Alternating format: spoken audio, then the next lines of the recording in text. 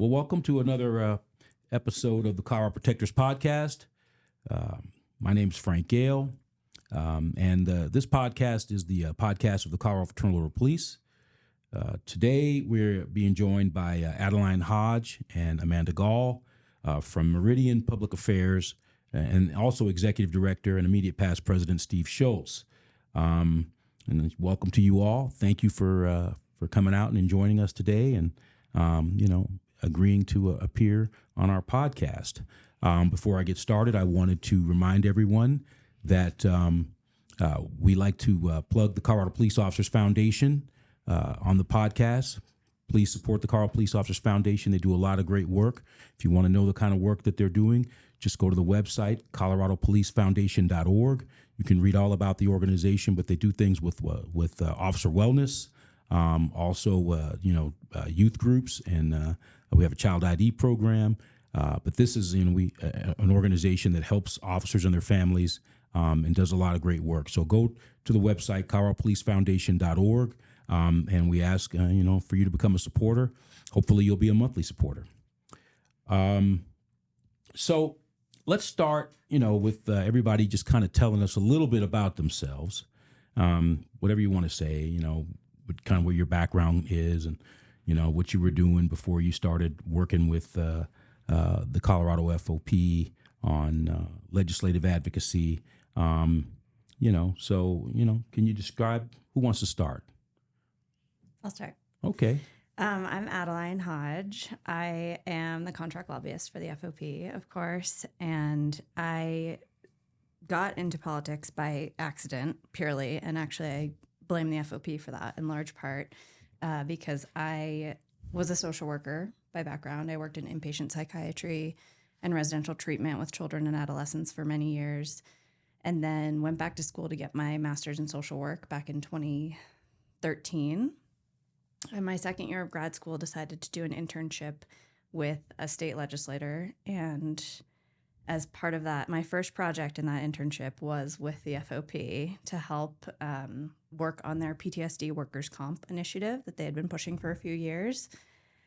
Got really sucked in, enjoyed that project, built a good relationship, talking a lot about the experiences of trauma in some really difficult jobs.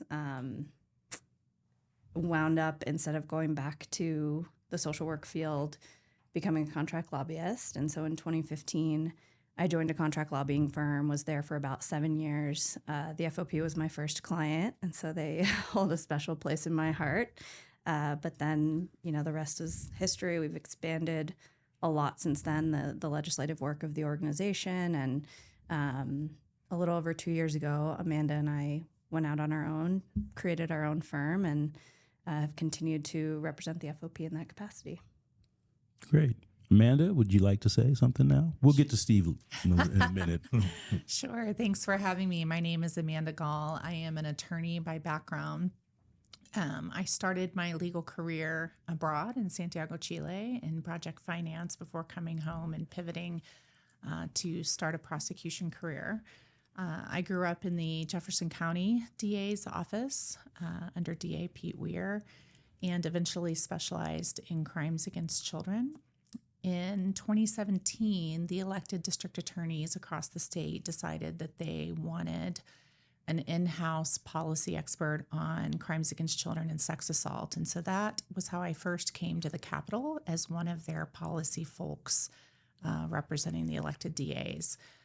Met Adeline in that capacity because, of course, law enforcement, all of those of us who are public servants and want to serve the community in that capacity coordinate very closely at the Capitol with one another, and spent several years doing that before taking a brief break to become the assistant district attorney back in Jeffco.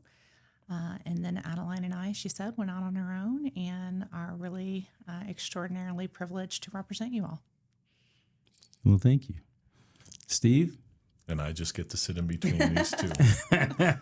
So Steve Schulz, I started my law enforcement career back in New York in 1995, where I was a New York State court officer for 5 years before moving out here. Since then, I am an officer and currently a detective still in a Northern Colorado agency. As far as my FOP career has gone, I became a member of my local board in 2003 in Longmont and moved up to president in 2006, where I'm still currently the president. On the state level, I have been the second vice president, the vice president, and the president, which I just stepped down in last May, and now I'm currently the executive director. As far as my legislative career has gone, I have been down at the Capitol and started with Mikey Violette underneath your tenure as President, Frank, back in about 2010, which was a very interesting time, and we were able to get in a lot of offices, but we saw that we were fairly ineffective in getting what we needed to get done for our members done, just doing it on our own. But we did create and foster a lot of good relationships at the time. And then, as Adeline said, through her efforts on our bill to get the workers' compensation, and then once she went into a firm, it was the right choice that we made as the Colorado FOP to bring her on board with that firm and with the current firm in Meridian Public Affairs to handle our business down at the Capitol. Great. So this question is really for Addie and Amanda.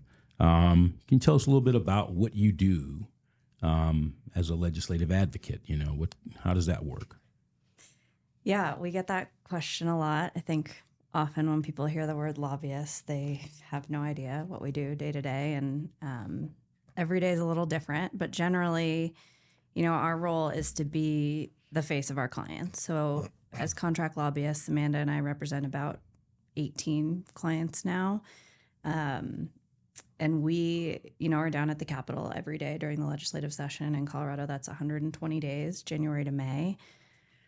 We are there to make sure that your all's voice is heard in the conversations.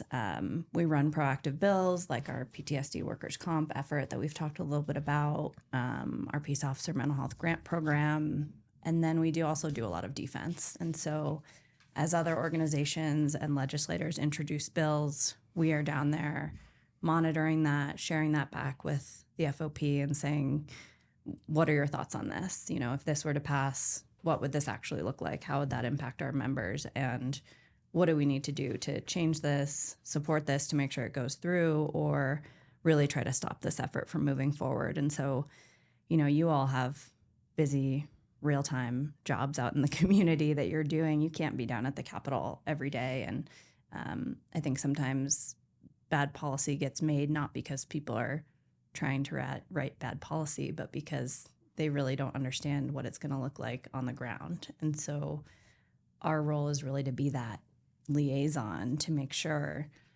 legislators know if this bill moves forward, this is what it will look like, and make sure that our members have their voices heard in that process. Yeah, I think it's really about making sure your voice is heard as the experts on the ground. Our legislators are not experts in policing or community safety or really anything that you all do. So you bring that expertise, and we also try outside of any one bill effort to really raise your profile and elevate you as the credible, trusted source of information that these folks go to.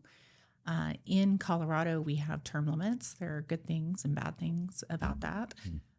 One of the downsides is that by the time folks get well-versed in the issues that they care about, often they are leaving the building. And so it's organizations like yours and relationships like ours with folks and other stakeholders that really carry the institutional knowledge forward and make sure we're doing the best we can and your voices are heard for the people of Colorado.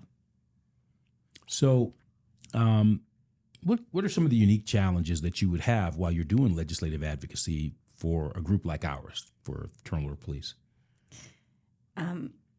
Well, as I'm sure you all and your members are deeply familiar with, it's been a rough couple years at the Colorado State Capitol for law enforcement issues. I think that stems largely from a real lack of understanding about the job that you all do. I think a lot of people are really insulated from the work that you do. And, as Amanda said, our work begins before there's any particular bill in making sure we educate legislators. And that has been a challenge, I think, particularly in the last few years with emotions running really high when it comes to policy around law enforcement. And so a lot of the media coverage, the national politics and rhetoric trickling down has had a big impact on our work here in Colorado. And so it has at times made it a really uphill battle to make sure that we can educate and partner with legislators in a productive way on issues that there's not a great understanding of at the Capitol. I think it can also be difficult to get sometimes the level of engagement that we'd like to see from line level officers. And understandably, you all have a really, really difficult, tiring job. And particularly given the climate the last few years, I can understand why at the end of that day, people wouldn't be really excited to go have coffee with their legislators and come down to the Capitol and testify in what can sometimes feel like a really uncomfortable, unwelcoming environment. But that also means legislators are not hearing from their local law enforcement as often or in these positive ways that they need to be. And so I think that's been a bit of a challenge for us.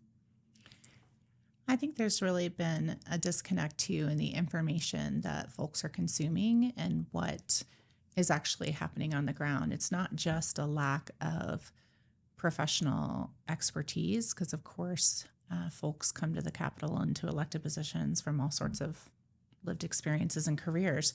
But it's a lack of understanding, I think, about Colorado's policing culture and what our laws are in Colorado. They hear a lot of these national stories and they come with that framing. And as we all know, oftentimes the devil's in the details, and every community is really unique. And so I think there has been a tough time connecting with folks and explaining to them what the challenges you all face really are on the ground, and the lack of resources that you often have in order to accomplish what are sometimes the same goals as they have.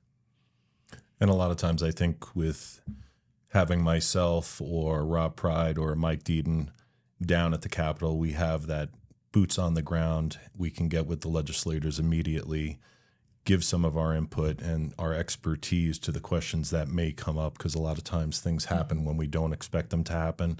And it's been very beneficial for our members and for the politicians, which then trickles down to the communities that we're able to give live examples. We do have a good relationship with the chiefs and sheriffs.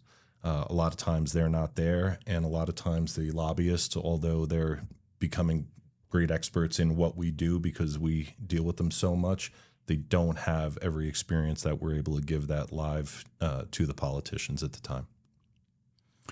So, and you mentioned, Addie, about, officers being reluctant maybe to have meetings in their communities with elected officials who are serving in the legislature. And I know, from my experience as a leader in the FOP, and even during my career as an officer, there's a lot of people who do this profession that they're just not comfortable with any public environment, regardless of what's going on and what the climate is. Is there anything you could offer to those people, maybe to encourage them more to want to engage in this way? I think remembering that your legislators are really just people. They're generally normal people. And having, Amanda, myself, Steve, you, Mike Deaton, our whole legislative team to support in those efforts is also really helpful. We're always happy to help make those direct connections to legislators and sometimes give background on here are the issues your legislator really cares about. Here are the things that are important to them. You may find that they have some shared interest completely unrelated to law enforcement that you really care about too. And so making those personal connections on other topics that are really important to your legislators, I think, is important too. But at the end of the day, both our law enforcement job and the role of a legislator are to serve the same communities. And so it's really important that those conversations can happen and be meaningful, and we're happy to support in that. But that shouldn't be such an insurmountable barrier these days. And it's unfortunate, and I understand why it feels that way sometimes. But at the end of the day, we need to be able to work with the people who have the same goal, which is keeping our communities safer and healthier. Either one of you want to add anything to that? No, I think you covered that well. One of the things I found also as an FOP leader and as an officer in my law enforcement career is that though we have a lot of people who might be reluctant just because they're just not comfortable, there's a smaller number that feel like they are the right person to always be engaged, expressing their opinion and their desires and their perspective. Sometimes those people are, very well informed. They're highly trained, and they are people who have a very capable grasp on how government works. And sometimes they're not. And we get those questions as well as in the leadership of the FOP. I'm thinking about a situation where I got a call the other day, and the person wanted to get a law passed, and they thought it was as simple as me, providing them with your number to get a law passed that would limit certain types of adults who are otherwise capable and physically able from having a driver's license. And they said, these kind of people shouldn't have a driver's license. And I said, I don't know that you can do that, because that, the law pretty much says who can get a driver's license and who can't. And if you're trying to exclude a group, I think you're just going to open up a can of worms. And they just really couldn't understand that. I didn't give them your number. I just handled it myself. But this is a much smaller number of people in our membership, but people have perspectives, and it doesn't matter, I think, whether in law enforcement or not, who have certain perspectives in life that are not realistic. And even though I didn't pass this particular person on to you, I bet you have had those. And how do you deal with those? I think it's hard. It's a balance, because people should be able to engage with their elected officials. That's important. That's how, our society does and should function. And to be successful, there's a reason that lobbying is an actual career, because there is a lot of complexity in the process and the dynamics, and building that short and long-term strategy for an organization like the FOP. And when we talk about political capital being finite, and being aware of how every decision we make at the Capitol, every bill we weigh in on, has an impact. It's not a zero-sum game. And if we focus our energy over here, what relationships is that going to damage? And how is that going to impact maybe our top priority on an officer wellness or benefits issue? And then I think that humility is a really important quality in doing this work, being able to know when to step back. I think Amanda and I have worked hard and have a good dynamic of knowing when one of us is not the right spokesperson for a certain legislator or a certain issue, and that's okay. And knowing that we have other team members to rely on, and it doesn't mean we're bad at our jobs or that we're incompetent in one area. It means that we can recognize where the other one's strength is most important. And so the way that we craft those messages and approach legislators to make sure that our both short and long-term goals are met is really important. And that's why we try to have coordinated engagement of members. And we want to encourage more participation, and we want to make sure that members are ready to go into those conversations and participation, knowing the full landscape, and so that they don't accidentally step on a landmine that they didn't know was there about a legislator's passions or the broader strategy we have around legislation. And I think the education piece, not only for our members and lodge leadership, but for the communities themselves, because I do get a lot of questions from the community. Why aren't you doing this? Or why did this happen? Or what's going on at the Capitol with this? And once it's explained to them, when they get that better grasp, they can wrap their heads around and say, okay, I can see why you're doing it. And like Adeline said, we're in this for the long game. This isn't about the short game on everything. And yeah, it feels good to scream and yell about things sometimes, and we get mad and emotional about things.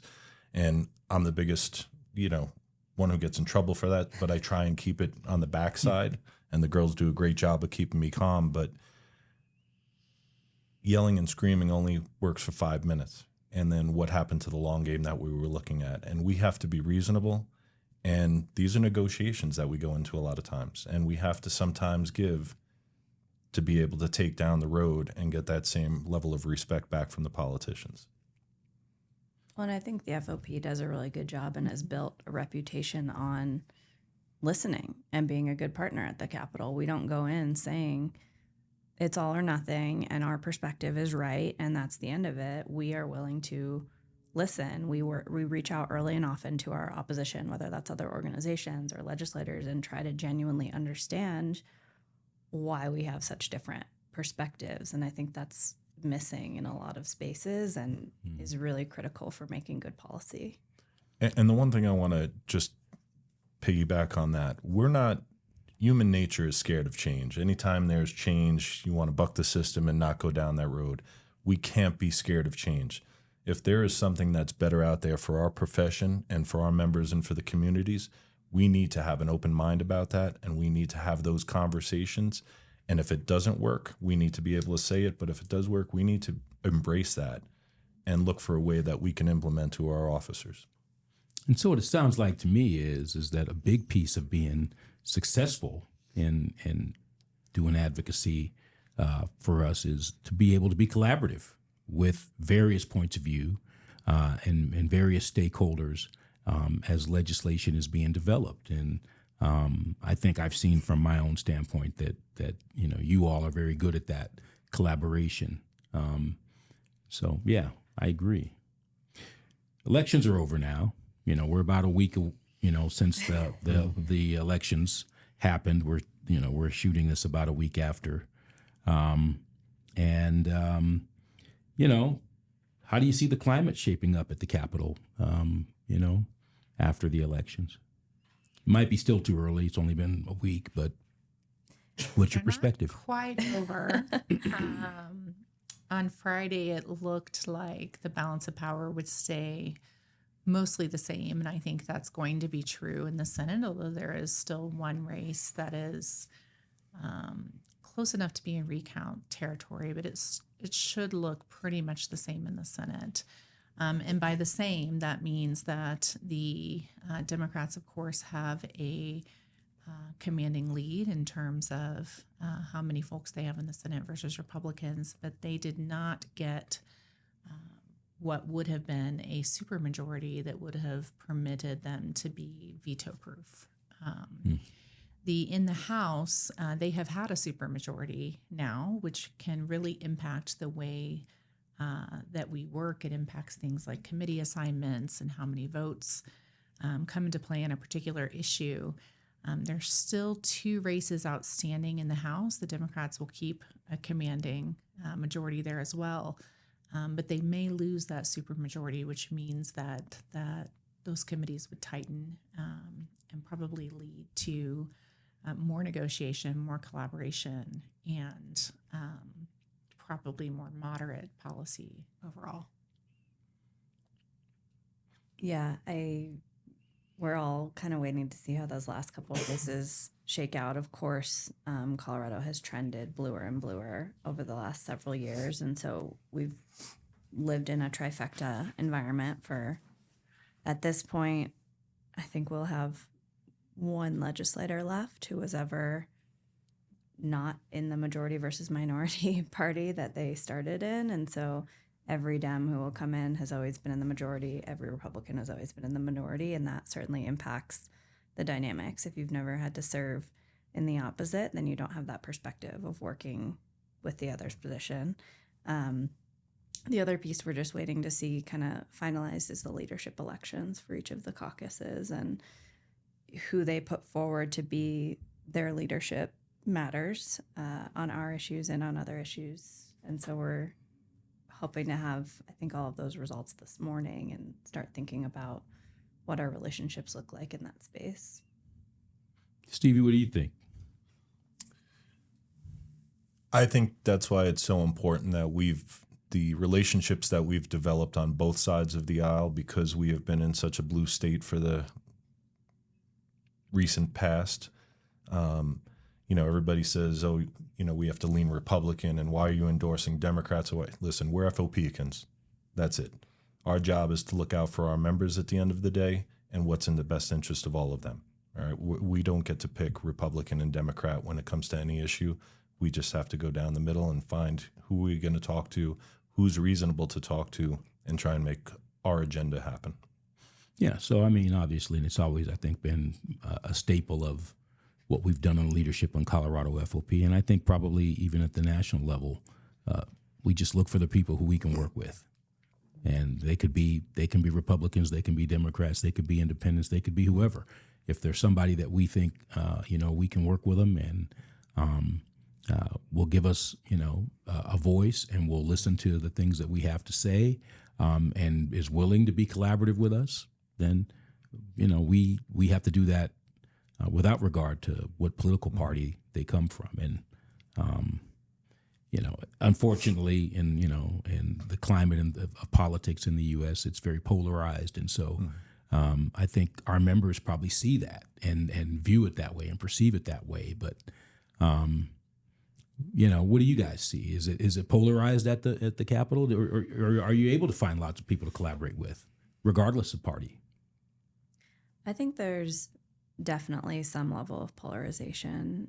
We've seen, as the Democrats have taken more of a commanding lead, we've seen some of those fractures more publicly within their caucuses of the more progressives and more moderates that we didn't really see when it was more balanced and it was kind of just the fracture of Dems versus Republicans. But having that major kind of imbalance also doesn't lend itself to negotiation, compromise in the best way. And so the environment has gotten less productive, I think, in the 10 years that I've been doing this.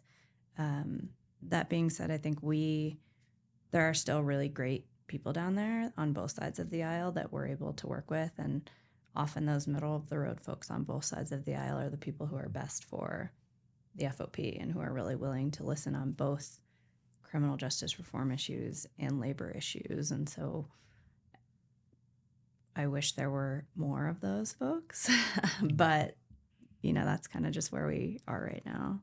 Yeah, I think we wish there was more as well. But so I mean, what I'm hearing you saying is that if one party or the other has control of both houses in the governor's office, that there may be less incentive to work with the other side. And that would be true whether it was the Republicans in control or the Democrats. I mean, I think we see states nationally where you have the same thing, and it's the Republicans who have the majority there. So that's unfortunate. It's unfortunate, but we're gonna keep doing what we do, right? We're gonna keep doing, and I think we're doing okay. And I think we found a lot of friends. We found a lot of people who think like we do and have are interested in doing something meaningful, regardless of their party. So because the members of the legislature are elected to the positions that they hold, there's certainly an element of politics and the dynamics of the political parties, conservatives versus liberals. I think we've been talking a little bit about that, but is there something else you guys want to say that really how that impacts how you work with both sides of people, both sides of the aisle? I think, as Adeline mentioned, the FOP is really uniquely positioned on this front because certainly in some of the criminal justice reform areas that have been pushed in recent years, Republicans have been our natural allies on a lot of those issues where that impacts officer safety or where that impacts, boots on the ground and the work that folks are doing in the community. Though really it's the middle that's really critical, because where we capture those middle folks and those moderates on both sides of the aisle is where we find that common ground, whether it's on criminal justice reform that we're trying to make sure our officers are safe as they do their work, or whether it's on labor issues where on that issue, Republicans are the barrier and Democrats are our natural allies. And so I think it really goes back to the idea that there's no one thing that you want to burn it down over, right? Those relationships, we're going to naturally fall on either side of the aisle, depending on what kind of issue we're talking about. And something that someone's opposing us on one thing, they're going to be a critical supporter for us on the other. And so we want to make sure that we are maintaining those relationships across the political spectrum, because we're just uniquely positioned in that way. I mean, it sounds like, you're not working with one party or the other more than the other. I mean, sounds like you basically have kind of an equilibrium in related to, how you interact with both sides of the aisle, and probably it's necessary to be that way, not just, as you advocate for us, but probably all lobbyists would need to do that, I would think, if they're going to be effective anyway. We think so. I mean, certainly, in the House, there are more than twice as many Democrats as there are Republicans. So naturally, there are more Democrats for us to need to talk to right now. But from our standpoint, there are things that both parties get right, and there are things that both parties get wrong. And so we really focus on the legislators as individuals and try to connect with them on that level and find the places that we have shared values and agreement on our client issues, regardless of their party. And I think there's a really broad range of individuals in each of those parties. And so, of course, we need to work with everyone as a function of our job. But the more you can find the places of agreement, the more you can build those relationships with people that you might have at the outset not realized you had anything in common with. And so I think the longer you do this job,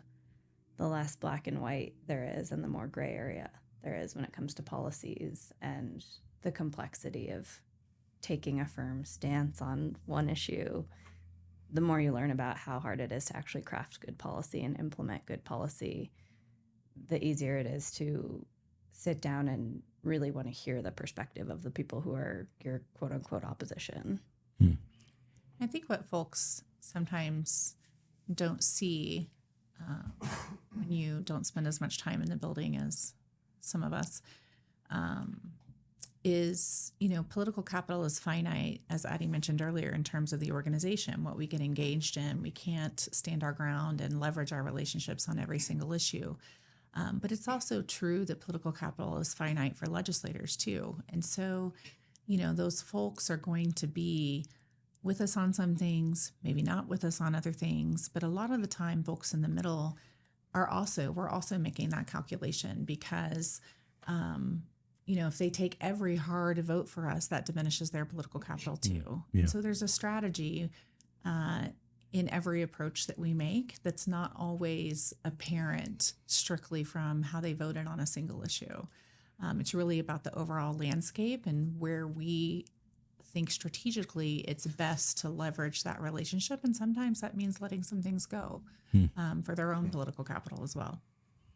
And leading up to this last election in the endorsement season, I was very pleasantly surprised in talking with the legislators that we met with and hearing how a lot are coming towards the middle, and the vilification of our profession is really lessening right now, especially from leadership and the people that we spoke with.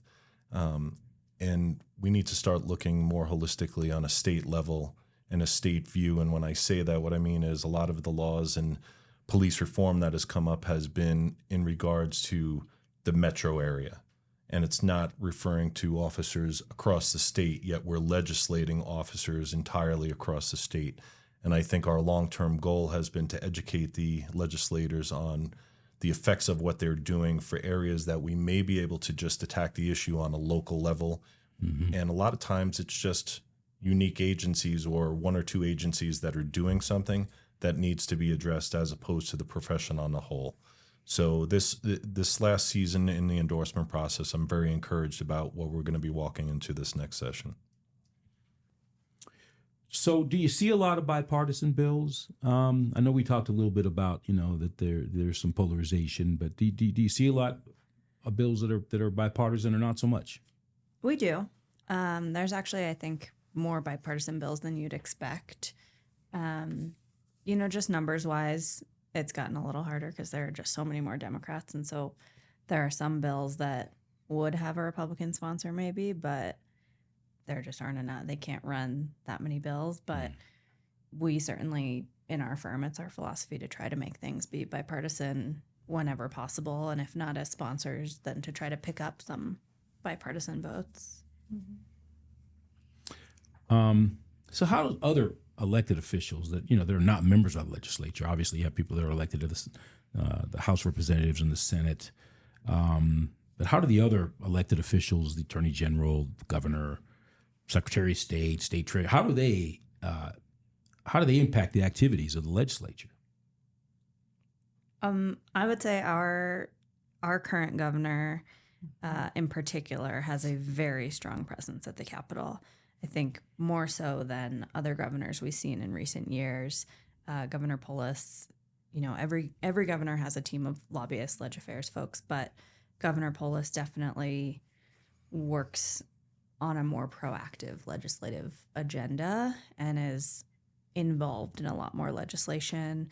The governor, kind of has the final say of what position any state department takes on a bill. And so we see different levels of engagement from governors on that. They range from really saying, I'm going to let my departments, they're the ones with the expertise, they determine what position makes sense, to a much more tightly held direction on that. And I think we've seen Governor Polis be very heavily involved.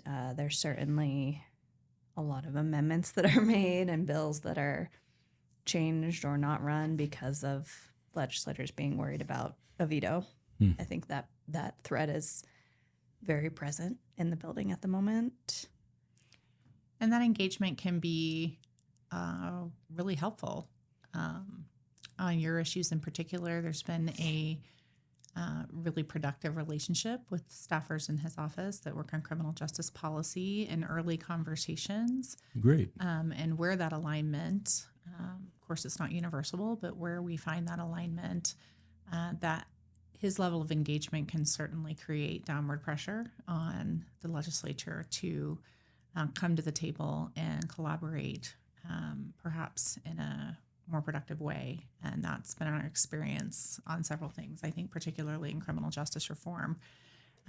Those other partners you mentioned are important too. The Attorney General certainly active at the Capitol, of course. In Colorado, just structurally, our Attorney General is less involved in criminal justice and prosecution than perhaps models in other states.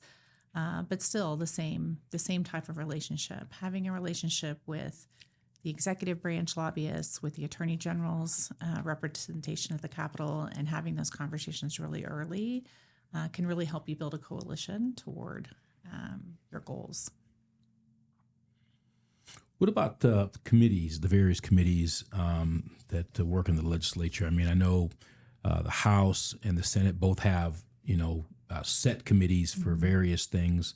Can you talk a little bit about how that works and who these committees are, specifically the ones that would really be impacting the issues for us? Sure. In Colorado, we have a pretty high level of transparency that doesn't exist everywhere, in the sense that every bill that gets introduced has to have at least one public hearing.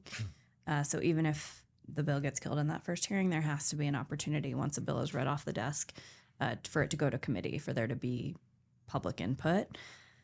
So we see about 600 to 700 bills introduced every year. That makes for a very busy 120 days in those committees.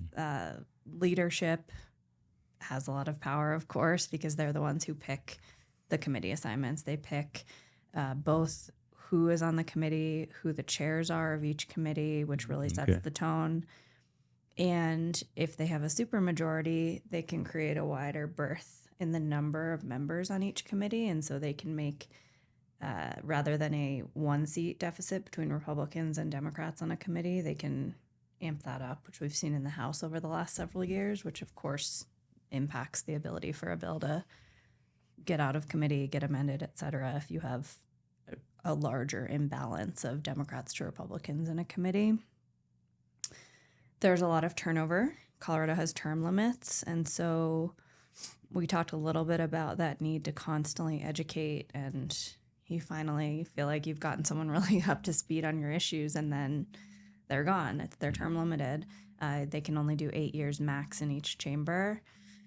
And so when you're talking about the committees that FOP's bills in particular need to go to, those people we really need to work on educating on the work that you all do and why it matters to us. I think those committees often, the more public safety, criminal justice bills go to judiciary, labor bills go to the business committees often, but we actually spend a fair amount of time in the health committees as well, because the FOP does so much work on officer wellness, both in terms of behavioral health and physical wellness.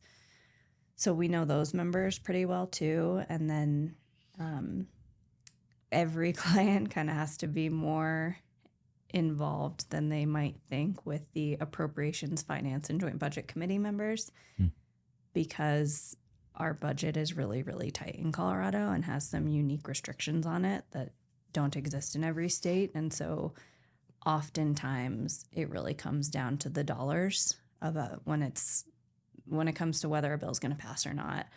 It might be a bill that everyone under the sun thinks is a great idea, and it still dies because there's just not the money there. And they have to go through appropriations and or finance committee after their committee of reference so that the legislature can decide if it's a funding priority or not. Well, and I think that's a great point. I think a lot of people don't really understand that what stops some things that are really great ideas and would be great policy from happening is there just isn't any money to pay for it. And I know sometimes we have to explain that to members in the FOP that, there's a priority around how the spending is going to work. And so, sometimes everybody agrees it's a great idea, but there's no way to pay for it. So that's been a pretty major and increasing barrier in our legislature. I think right now we're looking at potentially $1 billion plus deficit in the budget going into next session. So not only are we not going to have a whole bunch of money to play with for new programs, it's going to be a lot of defense and providing data to support why programs that are currently funded that we care about should continue to be funded and shouldn't be one of the many things on the chopping block to balance this budget. Yeah, I could see that.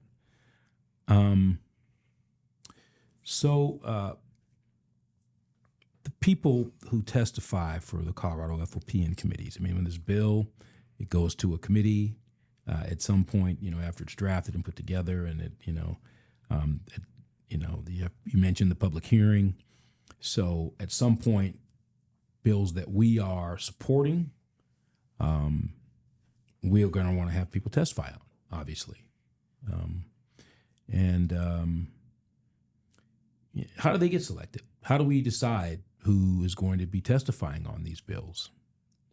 I think oftentimes it's folks who are part of the legislative committee, just because naturally by spending that time and engagement with us, they're plugged in and they know what's going on down at the Capitol. Sometimes, especially as you get closer to the end of session, we don't get a lot of notice for when something's going to be heard in committee. And so it takes a fair bit of capacity on the part of whoever is going to engage. Sometimes, though, we certainly need subject matter experts in a particular lane or a particular field when a certain bill comes up. And I think in those moments, we reach further into the bench to try to find folks who'd be willing to come down. I think the most important thing is finding folks who are well-informed, who will present in a respectful and balanced way, knowing we're often in front of media cameras in those committee hearings, and we're certainly in front of large rooms of the public and having to balance our messaging really across the board. But we're always looking to get more members involved. It's great, for example, when we have the key swing vote on a committee if we can find a member from their jurisdiction who can really bring it home about how it's impacting folks in their community in particular. So we need folks that will come and build those relationships, not just in committee, but far before then, if they can, before we have a really hard ask for someone, so that they have something they can identify with and a person from their own community that's really helpful. In our legislative committee, as I stated earlier, we want to pick people from across the state to represent everyone. So we have people from Grand Junction on the western slope to northern Colorado, all the way down south, all the way down to Durango. So our committee ranges between 8 and 14 people that are engaged to have decisions on the legislation that's being brought forward. We meet on a regular basis to discuss all of the bills, and that includes the lobbyists and myself and anyone else on the committee. As far as our subject matter experts, we're getting to that time of year that I'm going to put out another correspondence asking for other people if they want to come out. What we will do after we get their responses is we host a training here at the State Lodge. That way, Adeline and Amanda can go over the finer points of what actually happens in committee for the decorum purposes, and what to expect. And then we have a list of all of the people in the respected fields that they want to testify in.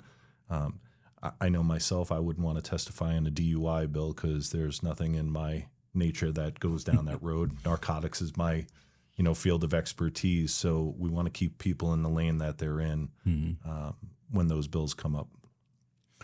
So people who want to get involved, we'll have members who will watch this and they'll see this and they'll think, I think I would be good to testify. How would you encourage them to do that? How would they do it? Who would they contact? You, Steve? Yeah, they can contact myself. We'll send out the correspondence to Lodge leadership. Now they're going to be able to hear it on this podcast. We'll get it out on social media also, and they can reach out directly to me at fophawkeye@gmail.com. My phone number is also on the website if they needed to reach out to me that way. And again, then we'll see what the responses are, and then we'll set up a meeting date for the training. I'll say there's also other important ways of engagement that aren't just testifying in committees. I know that's not everyone's idea of getting involved. I certainly wouldn't enjoy it. But we're going to be a broken record about building those relationships early and often with your local legislators, but also the outreach. We'll do like action alerts sometimes when it comes down to a tough vote. We might need in the moment people to be emailing their legislators saying, hi, I'm working law enforcement in your district. Here's how this legislation would impact me and the people that you serve. And so there are there's a spectrum of involvement levels. We're certainly not asking people to be on call, ready to go testify on things they're not comfortable with. But I think there's a range of opportunity for involvement that is really all valuable.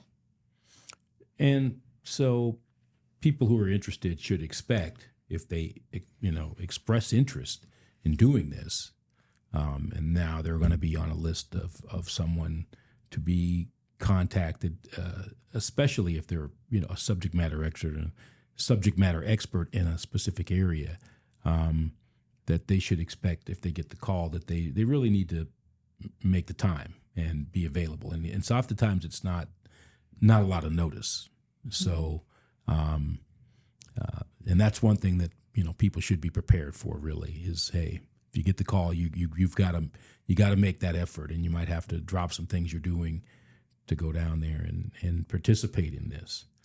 I think it's also worth noting that although we always prefer in-person testimony, we find that's the most impactful to be in the room. We do have remote testimony available. And to Steve's point, it's important to represent perspectives from all over the state and from many different work settings. And so folks can expect to be called on short notice, but can also expect to be well supported by us in explaining how it works and getting you online and helping you frame the issues and how to testify. And so those kinds of logistics and strategic advice or your geographic location shouldn't be a barrier to your interest.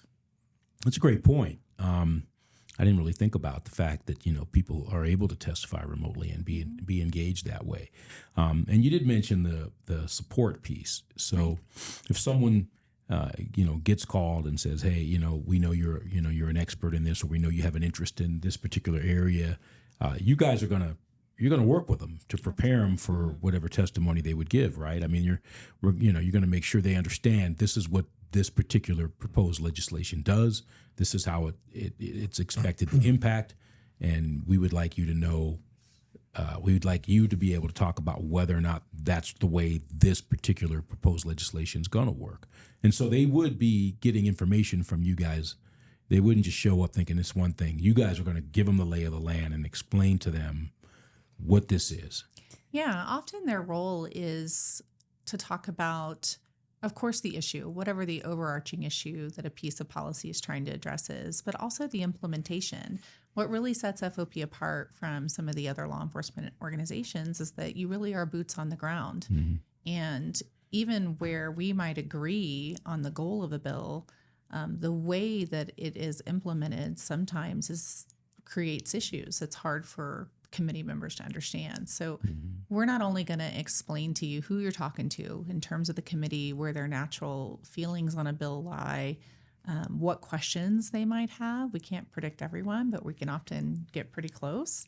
We'll let you know where other stakeholders are, both in support and in opposition, and exactly what we're looking for you to testify about that day. We'll review your testimony and go through all of that, and then handle the logistics too.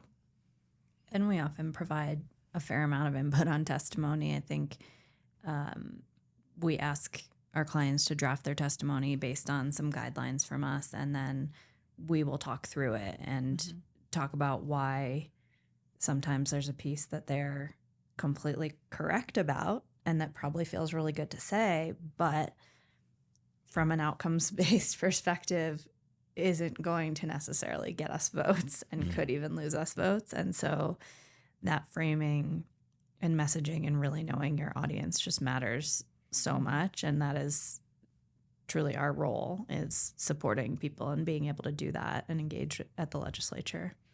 And so people who want to do this, who want to engage in testifying or, other type of interactions with elected officials in the legislature should really know and understand that it's important, as much as their opinions and perspectives and beliefs are to them, that they need to understand that it's important for them to be able to receive other people's perspectives and understand where other people are coming from. And if they're really not going to be able to do that, then they're probably not the right kind of people to interact with legislators. And I think most of our members are people who can do that, and some of them can't.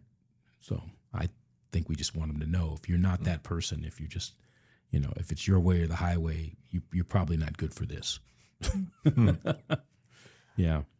And Frank, you hit on it. I mean, that's where it's so important in the stakeholder process for us to understand what the other side is trying to bring to the table. Mm-hmm. And then, as Amanda said, it's the implementation point after that. If it is good legislation, how are we going to implement it?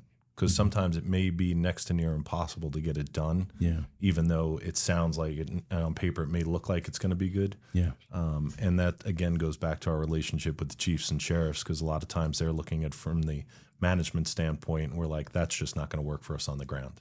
Mm-hmm. Well, I mean, that's not uncommon. I think and Amanda said it, what's great about our organization is that we are the boots on the ground.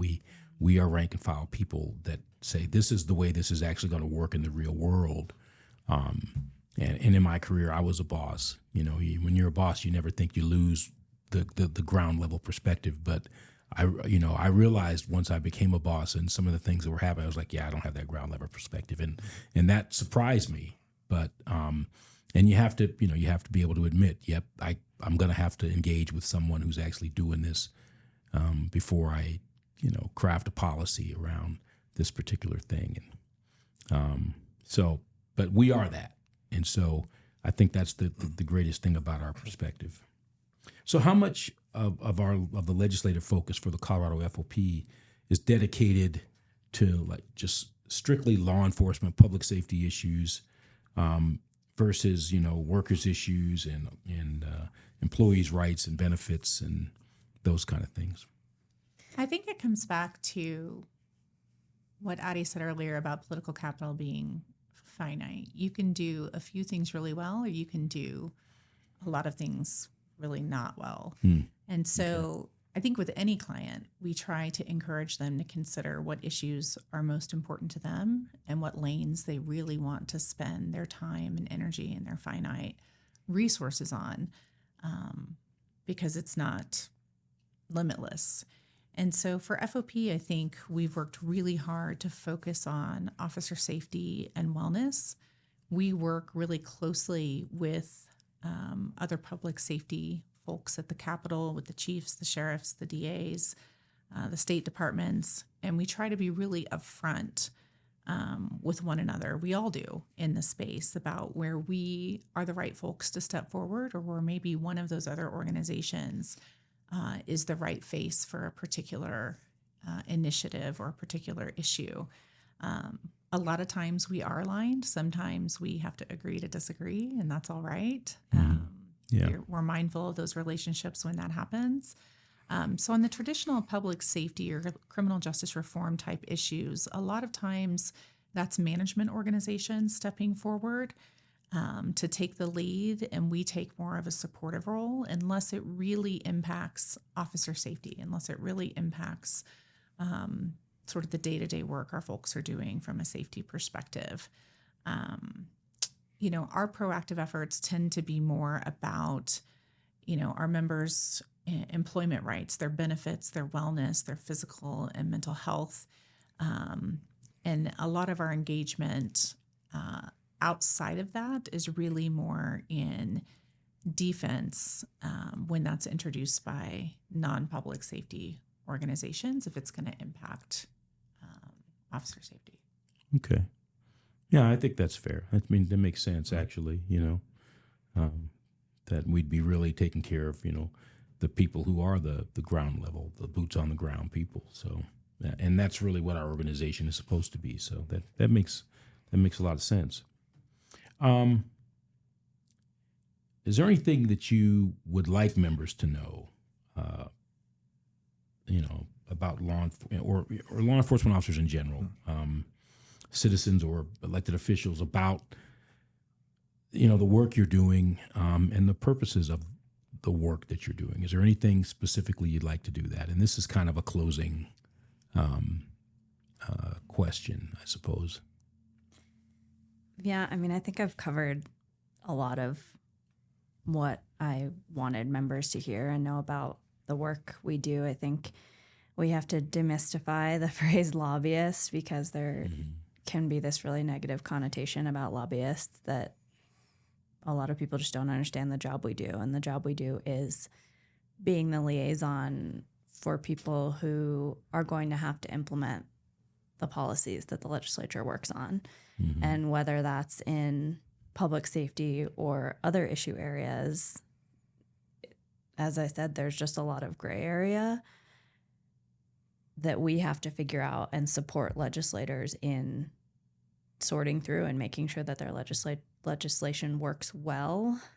I think, we feel really lucky to represent you all. You all do a really difficult job, sometimes with very little support and without all the tools that you need to be successful, and face a lot of misunderstanding about why that happens, and sometimes a lack of empathy around the sacrifices that law enforcement make to do this job, around the trauma that many of you are exposed to, and sometimes the empathy that's given generally on behavioral health issues hasn't translated to law enforcement. And so we appreciate that. We work really hard to help folks at the Capitol understand that and to really humanize the profession, because I think it can be hard for law enforcement to come advocate for themselves sometimes. And so we're grateful that you all trust us with that job. Amanda, Steve, you guys want to add anything?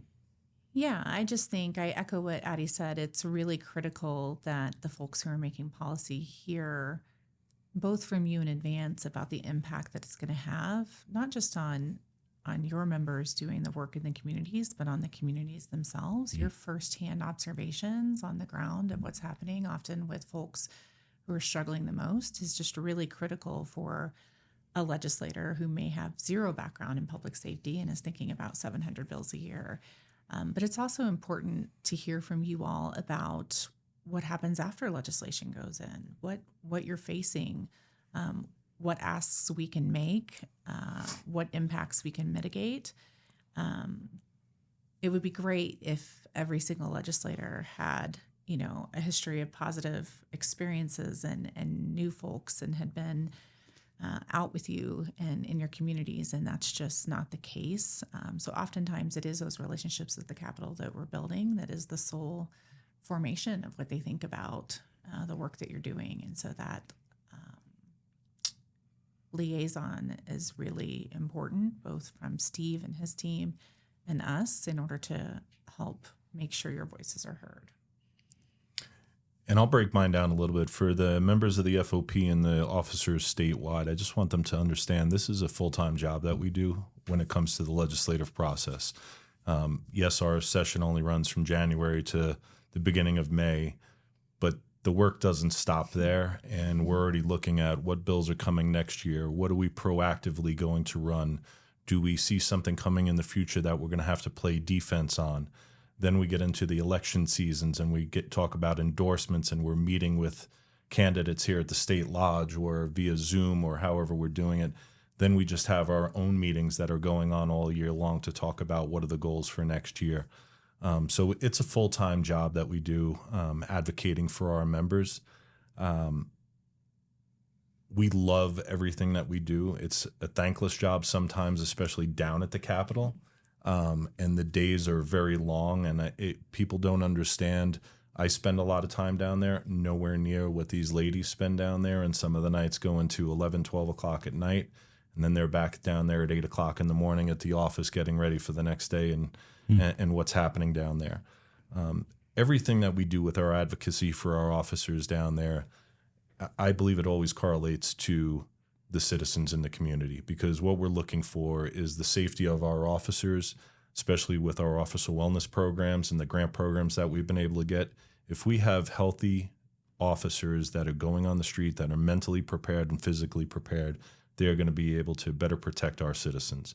And this happens with a lot of the legislation that we advocate for and some of the legislation that we fight against.